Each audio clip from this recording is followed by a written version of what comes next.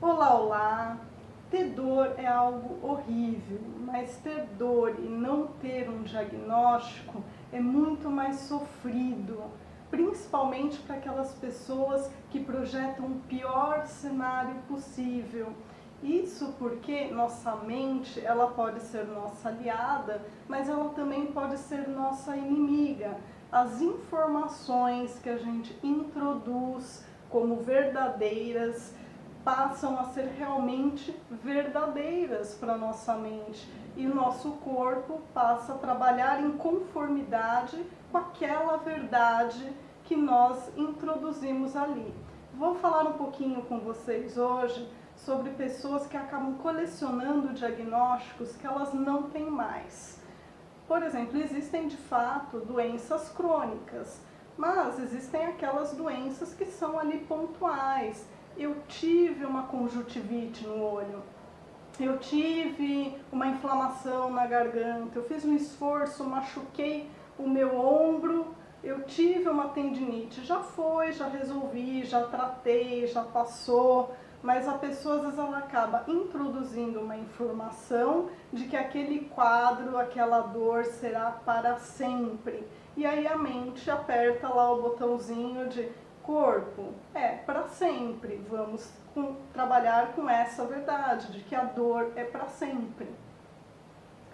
Isso acontece por alguns fatores. Às vezes é uma desinformação da pessoa, o profissional não explicou direito aquele problema que a pessoa tem e ela entendeu às vezes também de forma errada, interpretou de forma errada. Às vezes o próprio profissional introduz uma informação equivocada, por exemplo, com um diagnóstico errado, né? Por exemplo, a pessoa está há muito tempo com dor, ninguém descobriu o que tem e falou, isso é fibromialgia, você vai viver com dor para sempre. Não necessariamente o diagnóstico era esse, por exemplo, mas você já introduziu uma informação de que aquela pessoa vai viver com dor para todo sempre. Às vezes um amigo vem e fala, nossa, eu conheço uma pessoa que tem a mesma dor que você. Nossa, essa pessoa sofre, viu? Nunca resolveu. Precisou operar, sabe que também não resolveu a cirurgia. Olha a informação que a pessoa está introduzindo. Lógico que isso é uma sementinha e só vai germinar se aquele terreno for um terreno fértil para isso. Às vezes a própria vivência que a pessoa tem em relação à dor, por exemplo, teve um quadro longo, arrastado, isso favorece com que ela acabe internalizando essa informação de que vai ser para sempre, ou aquela história do gato escaldado tem medo de água fria. Então a pessoa realmente ela começa a ficar com muito medo e mais suscetível a introduzir esse tipo de informação, tá certo? Também existem coisas mais profundas relacionadas até a outras crenças que essa pessoa já tem relacionada à dor, que juntas podem aí fazer um estrago, né? Por exemplo, eu acredito que através do sofrimento eu vou aprender, eu vou ser uma pessoa melhor, eu acredito que o sofrimento purifica a alma. Qual a informação que está ali? Sofrer é legal, é bom, é um objetivo a ser alcançado, quanto mais melhor. Parece chocante, as pessoas não correlacionam uma coisa a outra e é por isso que é importante o trabalho do psicólogo do tratamento da dor também. Ele vai ajudar a identificar crenças limitantes, por exemplo. Todo mundo que tem dor crônica é por causa disso? Não, claro que não. As dores podem ser por fatores físicos, químicos, emocionais, e esse aspecto que eu estou trazendo aqui, ele pode ou não estar presente, ok? Inclusive, nós profissionais da saúde precisamos estar bem atentos com a nossa saúde por conta de um excesso de informações relacionadas ao nosso foco de trabalho. Por exemplo, eu trabalho com dor, fico o dia inteiro atendendo pessoas com dor. Fora do trabalho, essas pessoas me encontram na feira, no supermercado, no banco, elas vão falar sobre dor. né? Às vezes colegas, amigos vão falar, vão perguntar sobre esse tema. Então a pessoa, ela mergulha naquele tema, ela vive aquilo 24 horas por dia, ela acaba se tornando um paciente daquilo que ela realmente, que ela sempre trata, né? De tanta informação relacionada a isso. Por isso que também é importante a gente buscar informações relacionadas à saúde, ao bem-estar, ao nosso prazer, para não ficar vivenciando a doença. Tá? Eu estou comentando isso só para vocês não acharem que eu estou falando só de um lado, mas também mostrar essa questão de que muitas vezes o profissional de saúde se torna paciente daquilo que ele trata, por conta dessa vivência, né? Desse excesso aí de vivência, nesse mergulho nessas informações.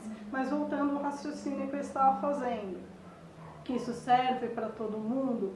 Não, todo mundo tem dor crônica, é por conta, tem uma informação, tem uma crença limitante? Não, tá?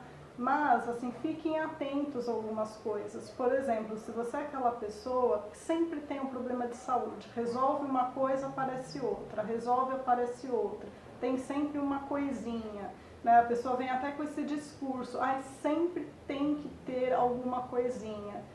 Parece que eu nunca vivo sem dor, sempre tem que ter alguma coisinha. Esse discurso, ele mostra muito ali da crença que a pessoa tem.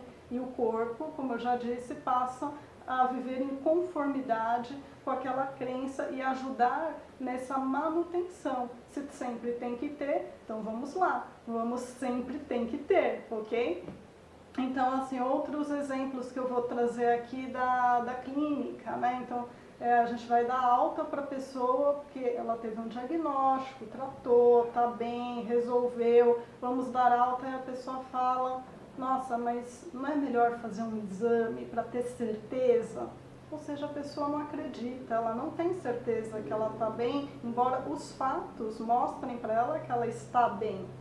Né? Então, mas ela, além de tudo, ela quer um exame, ela quer buscar alguma coisa, porque no fundo ela tem certeza que se ela fizer um exame, vai achar alguma coisa errada ali.